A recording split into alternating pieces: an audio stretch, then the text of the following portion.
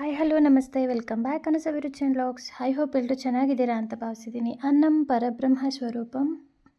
ನಾನಿವತ್ತು ಮಿಕ್ಸ್ ಸಾಂಬಾರು ಪುಡಿಯನ್ನು ಯಾವ ರೀತಿ ಮಾಡೋದು ಅಂತ ತೋರಿಸ್ತಾ ಇದ್ದೀನಿ.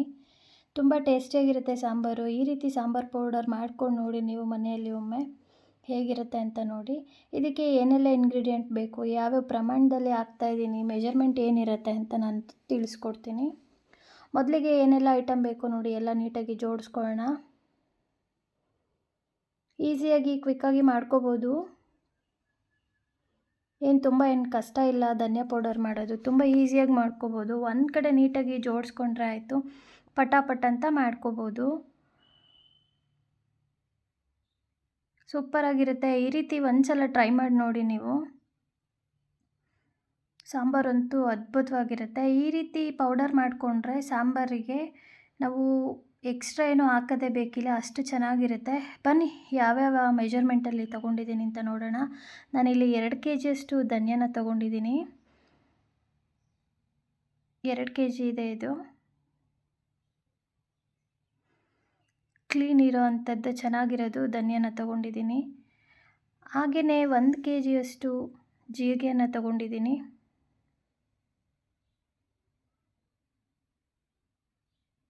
ಮತ್ತು ಅರಿಶಿಣ ಬೋಟು ಇದು 300 ಗ್ರಾಮಷ್ಟು ತೊಗೊಂಡಿದ್ದೀನಿ. 300 ಗ್ರಾಮ್ ಆದರೆ ಸಾಕಾಗುತ್ತೆ ಇದು. ಜೊತೆಗೆ ನಾನಿಲ್ಲಿ ತೊಗರಿಬೇಳೆಯನ್ನು ತೊಗೊಂಡಿದ್ದೀನಿ. 1/4 kg ತೊಗೊಂಡ್ರೆ ಸಾಕು. ಉದ್ದಿನಬೇಳೆ ಬಂದು 1/4 kg ತೊಗೋಬೇಕು. ಮೆಣಸು ನಾನಿಲ್ಲಿ ಅರ್ಧ kg ತೊಗೊಂಡಿದ್ದೀನಿ.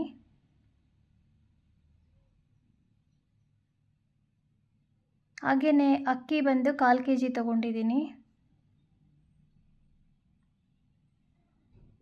ಇನ್ನು ಮೆಂತ್ಯನ ನಾನಿಲ್ಲಿ ಅರ್ಧ kg ತೊಗೊಂಡಿದ್ದೀನಿ. ಜೊತೆಗೆ ಸಾಸಿವೆನ ಅರ್ಧ kg ತೊಗೊಂಡಿದ್ದೀನಿ. ಇಷ್ಟನ್ನು ರೆಡಿ ಮಾಡಿಕೊಂಡು, ಕರಿಬೇವನ್ನು ನಾನಿಲ್ಲಿ 20 - 30 ರೂಪಾಯಿ ತೊಗೊಂಡಿದ್ದೀನಿ. ಗೌರಿಬಿದನೂರು 3 kg ತೊಗೊಂಡಿದ್ದೀನಿ. ಗುಂಟೂರು ಮೆಣಸಿನ್ಕಾಯಿ ನಾನು ಅರ್ಧ kg ತೊಗೊಂಡಿದ್ದೀನಿ.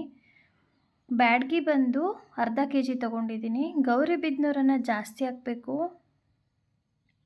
ಸ್ಟ್ರಾಂಗ್ ಇರುತ್ತೆ. ನಮಗೆ ಖಾರ ಬೇಡ, ಮೀಡಿಯಮ್ ಇದ್ದರೆ ಸಾಕು ಅಂದರೆ ಬ್ಯಾಡಗಿ 1 kg ಹಾಕಿ, ಗೌರಿಬಿದನೂರು 2 kg ಹಾಕ್ಕೊಂಡ್ರೆ ಸಾಕು. ಚೆನ್ನಾಗಿ ಬಿಸಿಲಿರೋ ಅಂಥ ಟೈಮಲ್ಲಿ ನಾವು ಧನಿಯಾ ಪೌಡರನ್ನು ಮಾಡ್ಕೋಬೇಕು. ಬನ್ನಿ ಧನಿಯಾನ ಹುರಿಯೋಣ ಇವಾಗ. ಲೋ ಫ್ಲೇಮಲ್ಲೇ ಇಟ್ಕೊಂಡು ಹುರ್ಕೋಬೇಕು. ತುಂಬ ಜಾಸ್ತಿ ಸೀದೋಗೋ ಥರ ಮಾಡ್ಕೋಬಾರ್ದು. ಜಸ್ಟ್ ಫ್ಲೇವರ್ ಬರೋವರೆಗೂ, ಸ್ವಲ್ಪ ಘಮ ಬರೋವರೆಗೂ, ಚೂರು ಕಲರ್ ಚೇಂಜ್ ಆಗೋವರೆಗೂ, ಲೈಟ್ ಆಗೋವರೆಗೂ ಹುರ್ಕೊಂಡ್ರೆ ಸಾಕು. ಹೈ ಫ್ಲೇಮಲ್ಲಿ ಇಟ್ಟರೆ ಸೀದೋಗ್ಬಿಡುತ್ತೆ. ಧನಿಯಾಗೆ ಹುರ್ಕೊಳ್ಳುವಾಗ ನಾವು ಯಾವಾಗಲೂ ಲೋ ಫ್ಲೇಮಲ್ಲೇ ಹುರ್ಕೋಬೇಕು.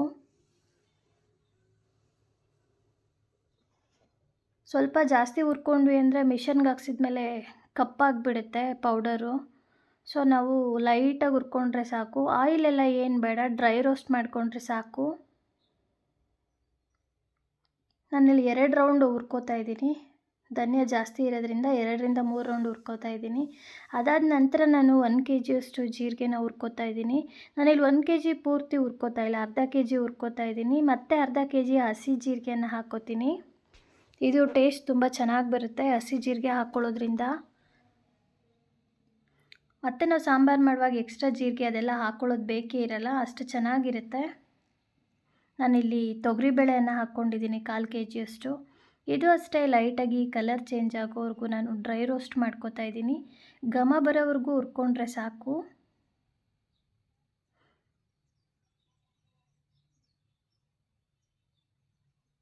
ಈರುಳ್ಳಿ ಬೆಳ್ಳುಳ್ಳಿ ಫ್ರೈ ಅಥವಾ ಎಕ್ಸ್ಟ್ರಾ ಗಸಗಸೆ, ಜೀರಿಗೆ, ಅರಿಶಿನ, ಮೆಂತ್ಯ ಪುಡಿ ಇದೆಲ್ಲ ಏನೂ ಬೇಕಾಗಲ್ಲ ಸಾಂಬಾರಿಗೆ. ಜಸ್ಟ್ ಕಾಯಿ, ಸ್ವಲ್ಪ ಹುಣಸೆ ಹುಳಿ ಅಥವಾ ಟೊಮೊಟೊ, ಈ ಸಾಂಬಾರು ಪೌಡರ್ ಹಾಕ್ಕೊಂಡ್ರೆ ಸಾಕು. ಸಾಂಬಾರು ತುಂಬ ಟೇಸ್ಟಿಯಾಗಿರುತ್ತೆ. ಎಕ್ಸ್ಟ್ರಾ ಇಂಗ್ರೀಡಿಯೆಂಟ್ಸ್ ಏನು ಬೇಕಾಗಲ್ಲ, ಅಷ್ಟು ಚೆನ್ನಾಗಾಗುತ್ತೆ. ನೋಡಿ ನಾನು ಇಲ್ಲೊಂದು ದೊಡ್ಡ ಪಾತ್ರೆಗೆ ಹಾಕ್ಕೋತಾ ಇದ್ದೀನಿ. ತೊಗರಿಬೇಳೆ ಕೂಡ ಹುರ್ಕೊಂಡಾಯಿತು. ಇವಾಗ ನಾನು 1/4 kg ಉದ್ದಿನಬೇಳೆನ ಹುರ್ಕೋತಾ ಇದ್ದೀನಿ. ಇದು 2 kg ಧನಿಯಕ್ಕೆ ಮಾಡ್ಕೋತಾ ಇರೋದು. ನಿಮಗೆ ಎಕ್ಸ್ಟ್ರಾ ಧನಿಯಾ ಪೌಡರ್ ಬೇಕು ಅಂತಂದರೆ ಮೆಣಸಿನ್ಕಾಯನ್ನು ಪುಡಿ ಮಾಡಿ ಮಿಕ್ಸ್ ಮಾಡೋಕ್ಕೆ ಮುಂಚೆನೇ ಇದನ್ನೇ ನೀಟಾಗಿ ಕಲಿಸ್ಬಿಟ್ಟು ಸಪ್ರೇಟ್ ಎತ್ತಿಟ್ಕೊಂಡು ಮಿಲ್ ಮಾಡಿಸ್ಕೊಂಡ್ರೆ ಆಗುತ್ತೆ. ಅದೇ ಧನಿಯಾ ಪುಡಿಗೂ ಕೂಡ ಚೆನ್ನಾಗಿರುತ್ತೆ. ಸೇಮ್ ಇಂಗ್ರೀಡಿಯೆಂಟೇ, ಮೆಣಸಿನ್ಕಾಯಿ ವಿತೌಟ್ ಮೆಣಸಿನ್ಕಾಯಿ ತೆಗೆದಿಟ್ಕೋಬೇಕಷ್ಟೇ. ಉದ್ದಿನಬೇಳೆನೂ ಅಷ್ಟೇ ಲೈಟಾಗಿ ಕಲರ್ ಚೇಂಜ್ ಆಗೋವರೆಗೂ ಸ್ಮೆಲ್ ಬರೋವರೆಗೂ ರೋಸ್ಟ್ ಮಾಡ್ಕೋಬೇಕು. ಇದು ಕೂಡ ಲೋ ಫ್ಲೇಮಲ್ಲೇ ಇಟ್ಕೋಬೇಕು. ನೋಡಿ ಇದಾಗಿದೆ, ಸಾಕಿಷ್ಟು. ಇಲ್ಲಾಂದರೆ ಪೌಡರ್ ಕಪ್ಪಾಗಿಬಿಡುತ್ತೆ ತುಂಬ ಹುರ್ಕೊಂಡ್ರೆ.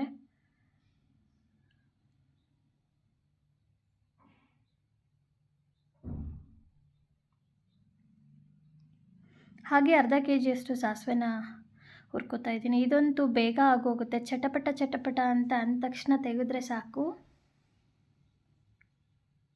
ಸಾಸಿವೆ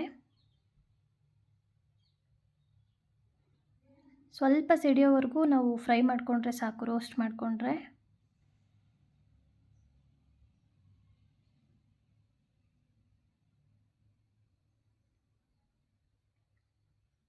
ಕೈ ಬಿಡ್ದೇ ತಿರುಗಿಸ್ತಾ ಇರಬೇಕು ನಾವು ಹುರಿಬೇಕಾದ್ರೆ ಮಸಾಲೆಗಳನ್ನ ಮತ್ತು ಕಾಳುಗಳನ್ನ ಹುರಿಬೇಕಾದ್ರೆ. ಈಗ ನಾನು ಕಡಲೆಬೇಳೆಯನ್ನು ಹಾಕ್ಕೊಂಡಿದ್ದೀನಿ. ಕಡಲೆಬೇಳೆ ನಾನು 1/4 ಕೆ ಜಿಯಷ್ಟು ತೊಗೊಂಡಿದ್ದೀನಿ.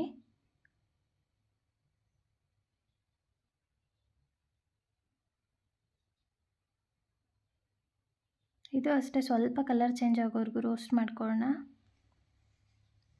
ನಾವಿಲ್ಲಿ ಜೀರಿಗೆ ಮತ್ತು ಮೆಣಸಿನ್ಕಾಯಿ, ಧನ್ಯ ಇಷ್ಟನ್ನು ಜಾಸ್ತಿ ಮಾಡಿಕೊಂಡು ಮಿಕ್ಕಿದೆಲ್ಲ ಸ್ವಲ್ಪ ಸ್ವಲ್ಪ ಹಾಕ್ಕೊಂಡ್ರೆ ಸಾಂಬಾರು ಪುಡಿ ತುಂಬ ಟೇಸ್ಟಿಯಾಗಿ ಬರುತ್ತೆ. ನಾನು ಏನು ಮೆಜರ್ಮೆಂಟ್ ಹೇಳಿದ್ದೀನಿ ಅದೇ ಮೆಜರ್ಮೆಂಟಲ್ಲಿ ಟ್ರೈ ಮಾಡಿ, ತುಂಬ ಚೆನ್ನಾಗಿರುತ್ತೆ.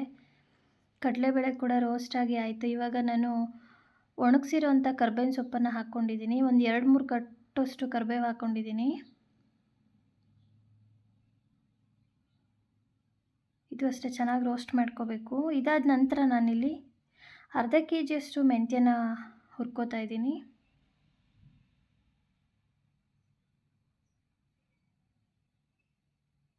ಸ್ವಲ್ಪ ಘಮ ಬರೋವರೆಗೂ ರೋಸ್ಟ್ ಮಾಡಿಕೊಂಡ್ರೆ ಸಾಕು.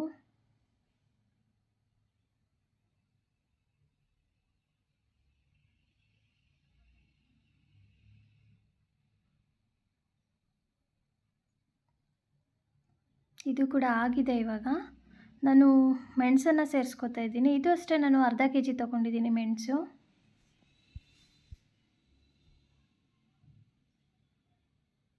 ಪೌಡರ್ ಕೂಡ ಅಷ್ಟೇ ಸ್ಪೈಸಿಯಾಗಿ ಇರೋದ್ರಿಂದ ತುಂಬ ದಿನ ಬರುತ್ತೆ. ನಾವು ಸಪ್ಪೆ ಮಾಡಿಕೊಂಡ್ರೆ, ಖಾರ ಎಲ್ಲ ಕಡಿಮೆ ಮಾಡಿಕೊಂಡ್ರೆ ಜಾಸ್ತಿ ಪೌಡರ್ ಹಾಕಬೇಕಾಗುತ್ತೆ. ಸ್ಪೈಸಿ ಇದ್ದಾಗ, ಮಸಾಲೆ ಇದ್ದಾಗ ಸ್ವಲ್ಪ ಹಾಕ್ಕೊಂಡ್ರೂ ನಡೆಯುತ್ತೆ. ಮೆಣಸು ನೋಡಿ ಚೆನ್ನಾಗಿ ಇದು ಅಷ್ಟೇ ಸ್ಮೆಲ್ ಬರೋವರೆಗೂ ನಾನು ಹುರ್ಕೋತಾ ಇದ್ದೀನಿ. ಇದಾಗಿದೆ. ಕೊನೆಯಲ್ಲಿ ನಾನು 300 ಗ್ರಾಮಷ್ಟು ಅಕ್ಕಿಯನ್ನು ತೊಗೊಂಡಿದ್ದೀನಿ.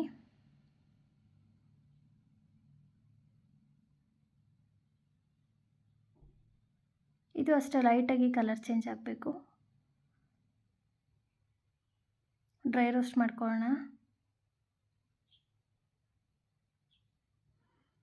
ಇಷ್ಟಾದರೆ ಸಾಕು ಅಕ್ಕಿ. ಇವಾಗ ನಾನಿಲ್ಲಿ ಮೆಣಸಿನ್ಕಾಯನ್ನ ಹಾಕ್ಕೋತಾ ಇದ್ದೀನಿ. ಬ್ಯಾಡಗಿ ಮೆಣಸು 1 ಸ್ಪೂನಷ್ಟು ಆಯಿಲನ್ನು ಹಾಕ್ಕೊಂಡ್ರೆ ಸಾಕು. ತುಂಬ ಲೋ ಫ್ಲೇಮಲ್ಲಿ ಇಟ್ಕೊಂಡು ಮಾಡಬೇಕಿದು.